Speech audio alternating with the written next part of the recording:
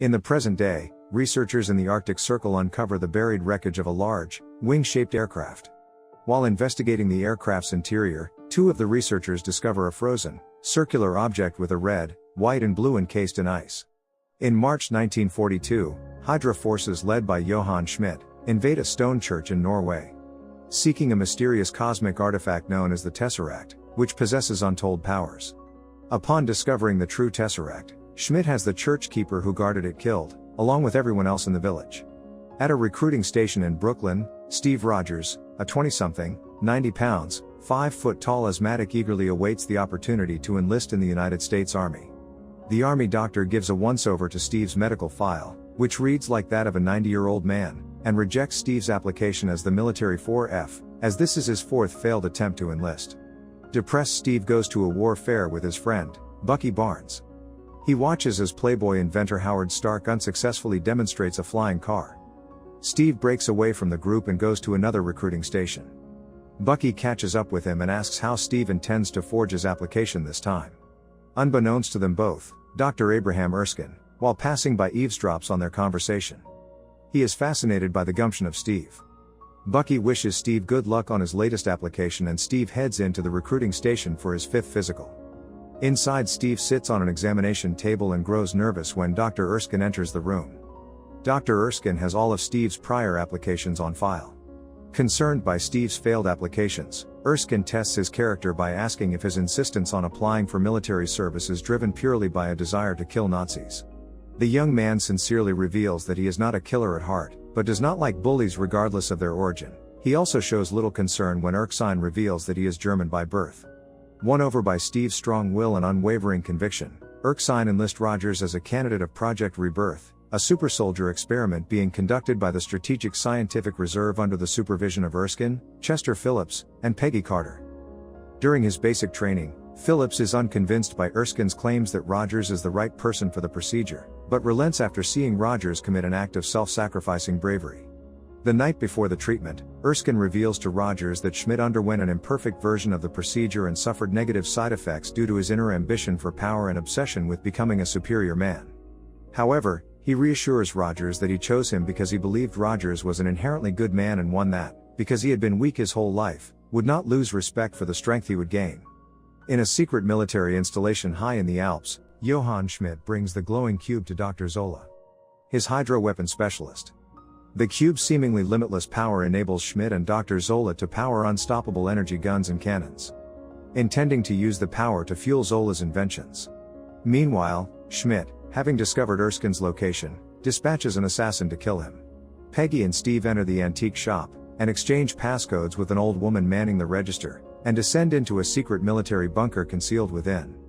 Peggy leads Steve to the heart of the bunker where they find Dr. Erskine preparing a medical capsule along with Howard Stark, and Colonel Phillips rubbing elbows with senators and dignitaries. Steve is told to remove his shirt and sit in the capsule. Stark describes that the procedure will first mean injecting muscle regenerators into Rogers' major muscle groups, which will then be bombarded with Vita rays. Erskine has made no secret of the pain Steve will endure but promises he'll come out stronger. Carter bids Steve good luck and joins Phillips in the overhead viewing chamber. Erskine's serum is injected into Steve's muscles and Steve is enclosed within the Vita ray capsule. The capsule glows brightly. Steve yells in pain but also tells them to continue and the procedure is quickly completed. When the capsule is shut down, Steve comes out a foot taller and 100 pounds heavier with solid muscle, which is just the most superficial aspects of his body artificially raised to the maximum human potential. Everybody, including Phillips, celebrates the success of the procedure, and descends from the viewing chamber to congratulate Erskine. After witnessing the success of the experiment, one of the attendees reveals himself to be Schmidt's assassin, Heinz Kruger. The assassin stays behind, placing a small satchel on a chair. Moments later, the viewing gallery explodes. Kruger descends the stairs and fatally shoots Dr. Erskine, killing him. Kruger grabs the last vial of the super soldier serum and escapes the facility into the streets of New York. Rogers runs after Kruger, using his new strength and stamina to run down Kruger's car on foot. Despite attempting to escape in a submarine, Rogers manages to catch Kruger, but the vial of super soldier serum is broken in the process and the assassin immediately commits suicide by cyanide pill before he can be interrogated for information.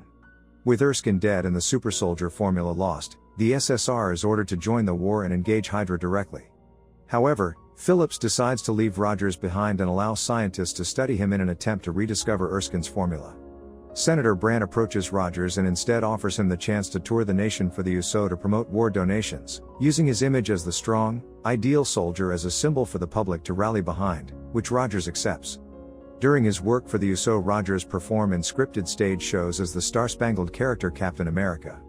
As Rogers continues touring across the country, Captain America gains great popularity among the public, leading to increasingly more elaborate shows as well as making appearances in film strips, comic books, and other memorabilia.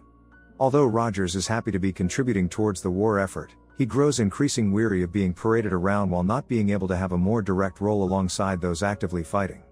Meanwhile, Schmidt unveils his new Tesseract-powered weaponry to 3 Nazi officers sent to oversee his operation.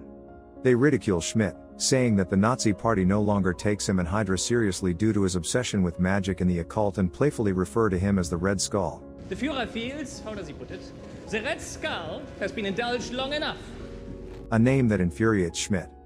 Schmidt takes the 3 to his weapons lab where they are shown his unstoppable energy weapons and a strategic map of Europe dotted with targets. One of the 3 notices a target hovering over Berlin and confronts Schmidt. Schmidt quickly vaporizes the 3 Nazi officers. Schmidt announces that Hydra has disbanded from the Nazi party and is now enemies with the world. Schmidt uses this moment to declare his secession from the Third Reich, claiming that Hydra could grow no further in Adolf Hitler's shadow and will now follow his agenda. Hydra continued to siphon energy from the Tesseract, using the stored energy to create a variety of weapons and integrated it into a range of vehicles and other technology, quickly giving the faction the potential to become a major threat to the war front and the world at large. In November 1943, while performing for active servicemen as well as encountering his colleagues from the SSR, Rogers learns that Barnes' unit was lost in a battle against Hydra. Despite Phillips' insistence on the futility of the situation, Rogers refuses to believe that Barnes is dead and becomes determined to mount a solo rescue attempt, receiving help from Carter and Howard Stark, who flies them both over the battlefield in his private plane.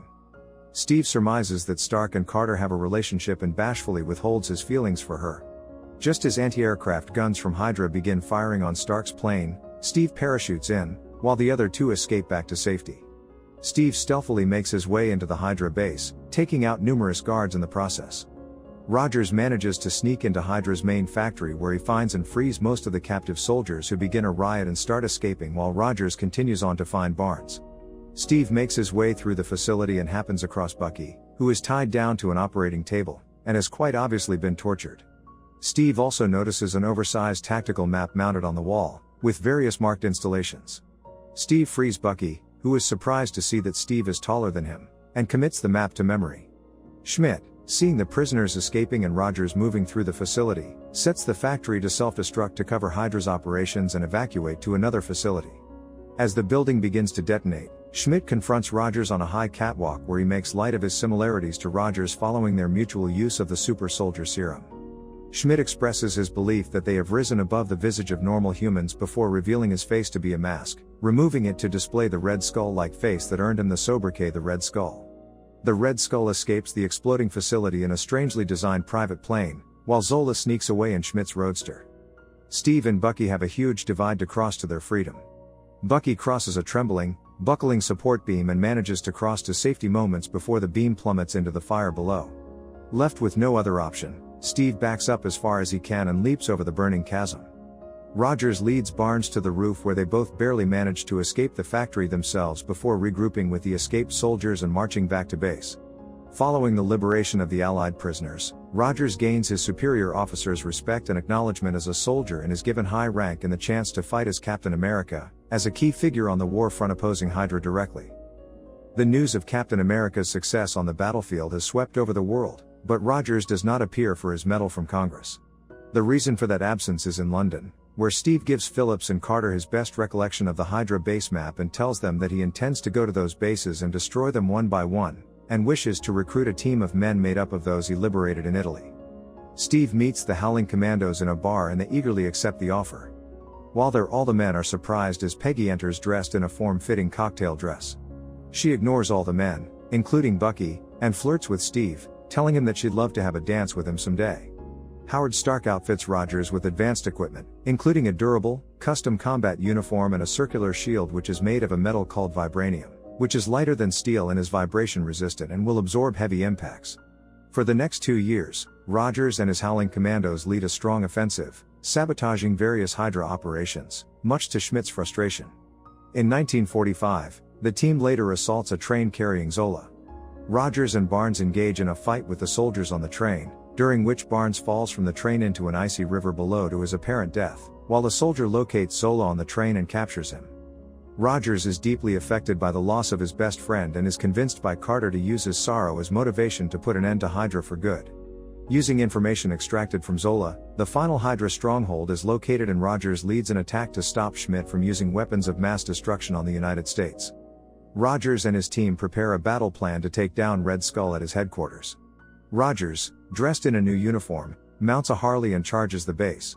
He easily dodges Hydra soldiers and tanks and finds himself within the base, surrounded by a Hydra army. He is taken into custody and led to the Red Skull's private weapons lab. Red Skull asks what makes Steve so special. What made to you so special? Nothing. I'm just a kid from Brooklyn. Moments before members of his team zipline into Red Skull's office. A climatic firefight ensues, as hundreds of soldiers under the direction of Phillips and Carter storm the base, killing many Hydra soldiers. Red Skull flees to his private hangar, in which a gigantic flying wing, Hydra's massive aircraft bomber powered by the Tesseract, is preparing for takeoff. Rogers climbs aboard the Valkyrie, as it takes off. He sneaks into the craft where he finds dozens of plane missiles, each labeled with a different major American city. Inside the large cockpit, Captain America and Red Skull have a fisticuffs battle. Red Skull fires his cube energy pistol at Steve, who easily deflects the shots using his shield. A shot is deflected into one of the cockpit's center consoles, which contains the Tesseract. Schmidt physically handles the Tesseract, which opens a wormhole into space, sucking him into it in bright light. The cube falls to the floor, burning through the plane and falling into the ocean. Seeing no way to land the plane without the risk of detonating its weapons, Rogers instead crashes it on the Arctic shelf while making a sorrowful goodbye to Carter, making a promise to take her dancing, knowing he would never be able to make the date. Stark later recovers the Tesseract from the ocean floor but is unable to locate Rogers' body or Schmidt's aircraft. Rogers awakens in a 1940s-style hospital room. Deducing from an anachronistic radio broadcast that he was out of place, he flees outside into what is revealed to be present-day Times Square, where Nick Fury tells him he has been asleep for nearly 70 years. Stunned by this revelation, Rogers' only response is that he had a date. A year later, Fury approaches Rogers, proposing a mission with worldwide ramifications.